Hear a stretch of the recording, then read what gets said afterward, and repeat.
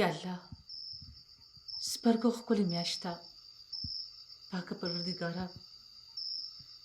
ما عاجزي تا ته دا جوړه وړولې ده ته غني بچی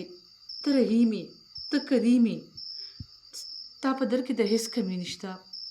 زما همدغه یو بچی دی یا الله ته یې مړ شي سروالی بروالی ګرځي خدای ته یې مددګار شي یا الله ته یې په سمه لار روان کړي یا الله زما زړه پې دمه کړي یا الله یوازې زه نه هر هغه مور په خپل بچي باندې دمه کړي کومه چې د خپل بچي په تمه ناسته وي په دې سوچ کې ناسته چې زما بچي به په دروازه راننوځي او ما په لاس کې سور وړي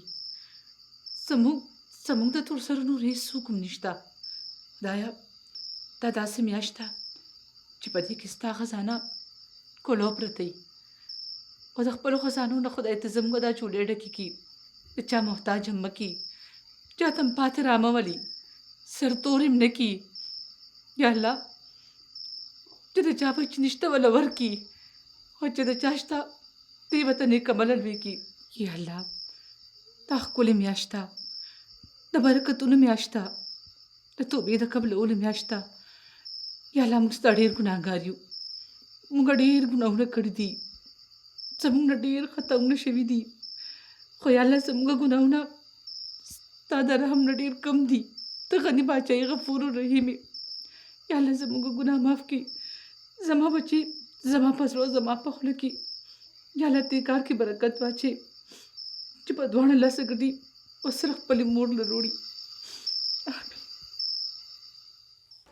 پاسېږئ تاسو خدای وبخئ تاسو عبادت وکئ د الله پاک 2 رکعته نفل وکئ هلئ خدای وبخه چې الله مو بخي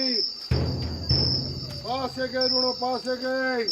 تاسو خدای وبخه پاسئ پیشنمې دی الله نه معافي وغواړئ پاسه ورورو تاسو خدای وبخه پاسئ پیشنمې دی دغه ښایسته ورځې دي بیا به ګوره دا ورځې نه راځي ډېر خوش قسمته یو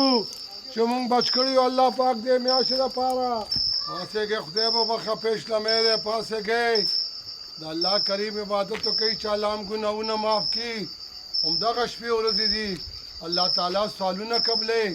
پاسئ دا مبارکه میاشته ګوره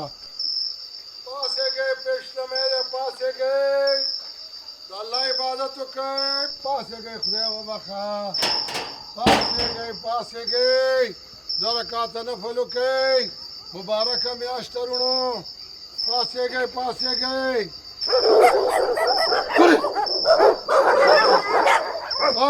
خدای وبخه